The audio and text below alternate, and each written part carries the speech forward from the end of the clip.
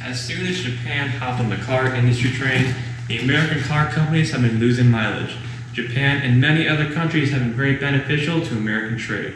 As the world has progressed, the countries have started trading goods with one another.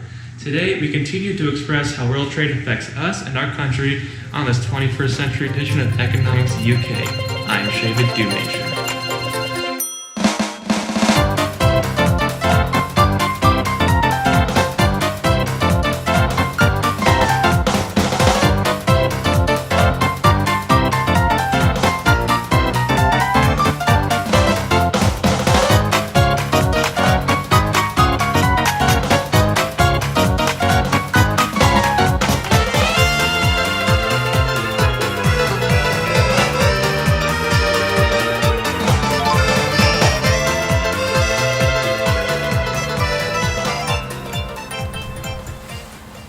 World trade provides us with many benefits. One of those benefits being imports.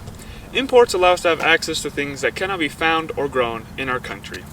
Things such as chocolate, pepper, or even coffee. These goods would not be available in our country if it were not for world trade. The US buys so much that the amount of money spent on foreign goods is almost equal to 15% of the GDP. FedEx is a prime example of an importer. They import things all across the US from a bunch of different companies and countries. As we continue to understand imports, we ask economic analyst, get your drills, what exactly is an import? An import is any good that is bought from another country for domestic use. One example of an import is coffee beans. Coffee beans are a product of the Southern American countries. They are not grown in the US, so we must buy them. Many people, probably including yourself, are a user of coffee beans. Each and every cup of coffee you drink is imported from a foreign country. Then there are exports. Exports are goods sold to other countries. For example, America sells 40% of the nation's engineering and scientific instruments to customers overseas.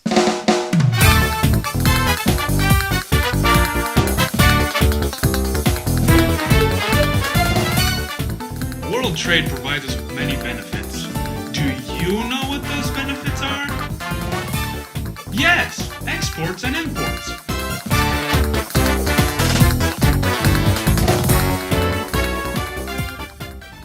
Because each country has different or more resources, they can have an advantage. There are two different types of advantages: absolute and comparative advantages. An absolute advantage is when a country can produce more output per unit of input than another country. For example, Brazil can produce more bananas than France, so it has an absolute advantage in banana production. Nations with these absolute advantages often produce and export a limited assortment of goods, for which it is particularly suited. It is often found more profitable. This is known as specialization. Japan's specialization in consumer electronics has led many nations to import these type of products from Japan. As we continue to learn about advantages, we return back to economic analyst, get your drills, to see exactly what is a comparative advantage.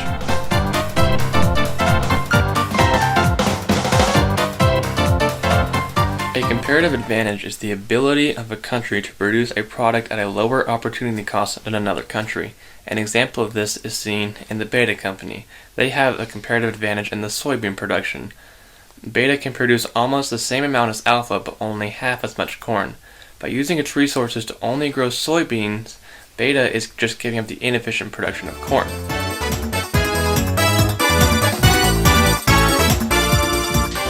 In order to engage in world trade, countries need to know what currency the country uses and what its worth is. This is known as a medium of exchange. Do you know what the United States uses as a medium of exchange?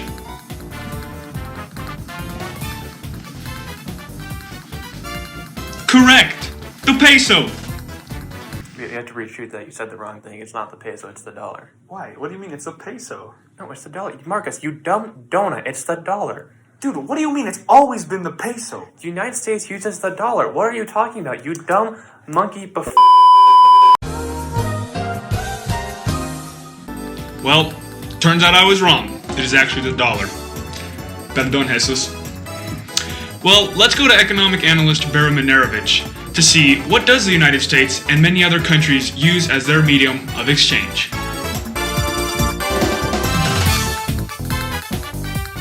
United States uses a dollar as a medium of exchange.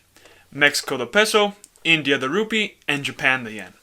In world trade, people must know what the price of their currency is in terms of another nation's currency. They must also be able to exchange one type of currency for another. The price of one nation's currency in terms of another nation's currency is known as the exchange rate. From 1945 to the early 1970s, the foreign exchange market operated with a fixed rate of exchange. Under this system, national governments set the value of their currency in relation to other currencies. With a fixed rate of exchange, a government could compare its currency to that of other countries.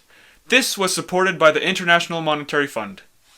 Devaluation means lowering a currency's value in relation to other currencies by government order. Flexible exchange rates, on the other hand, are very different. Under this arrangement, the forces of supply and demand are allowed to set prices of various currencies. The price might float up and down a little each day. When the price of a currency falls through the action of supply and demand, it is termed depreciation.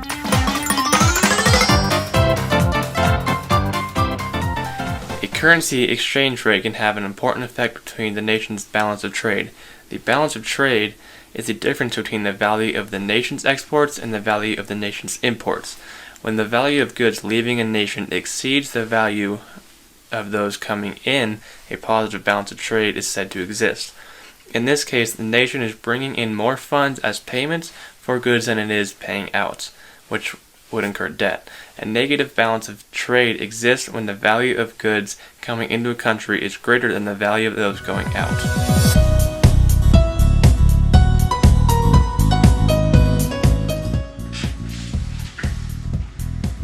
Hi again, it's me. Now I have another quick question for you. Do you know why Jesus gets no shotties?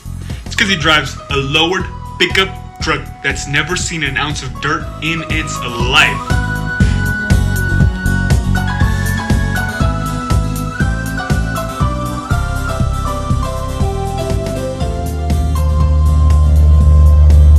When it comes to restrictions on world trade, there are three major barriers.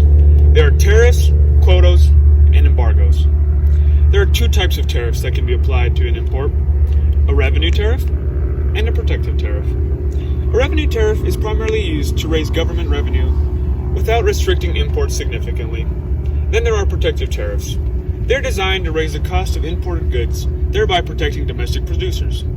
The protective tariff encourages Americans to purchase American goods and rely less on imported goods.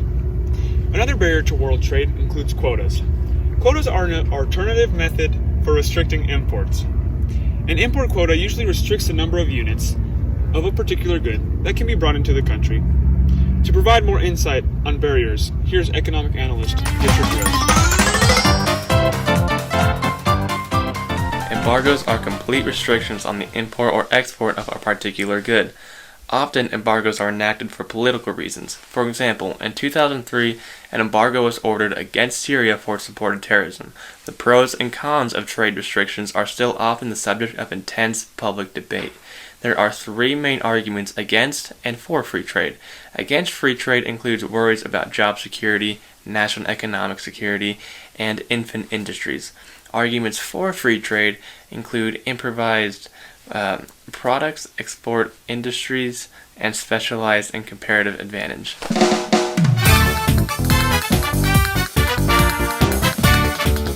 Now I have another question for you.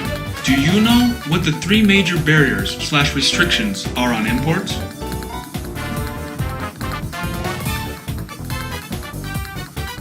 Correct. Tariffs, quotas, and embargoes.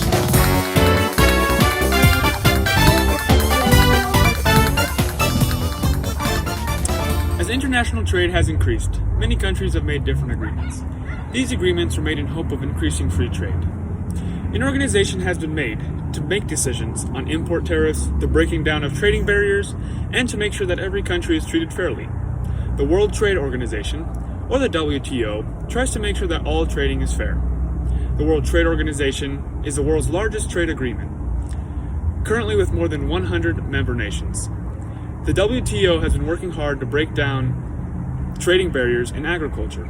the United States and the European Union have not yet reached an agreement on how to reduce the large government payments to domestic farmers.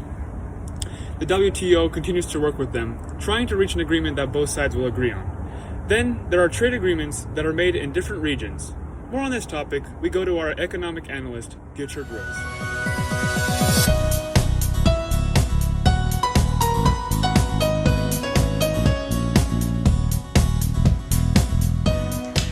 Now I have another question, but this one is for our ginger friend. Do you know why Chaz never understands or gets what's happening in this class? That's because he's always on that phone! Chad, get off your phone!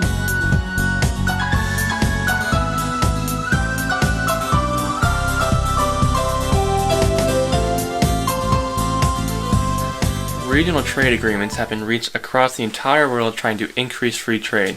Some that have been formed include the North American Free Trade Agreement and the Central American Free Trade Agreement. And the most important regional trade agreement is the European Union. The European Union consists of 27 European countries.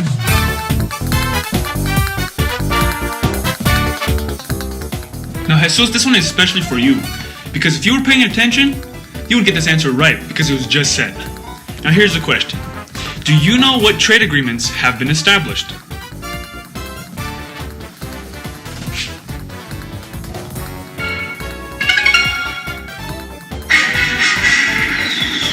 Marcus, the answer. Oh, my bad. Yeah, good job! The North American Free Trade Agreement, the Central American Free Trade Agreement, and the European Union.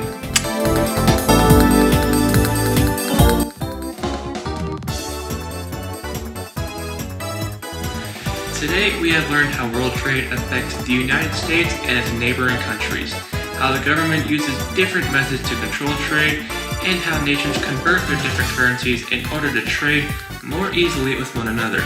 But of course, Chaz and Jesus did not learn anything because they were on their phones. And on that bombshell, it's time to end. Thank you for watching this 21st century edition of Economics UK. I'm Shavid Dumation.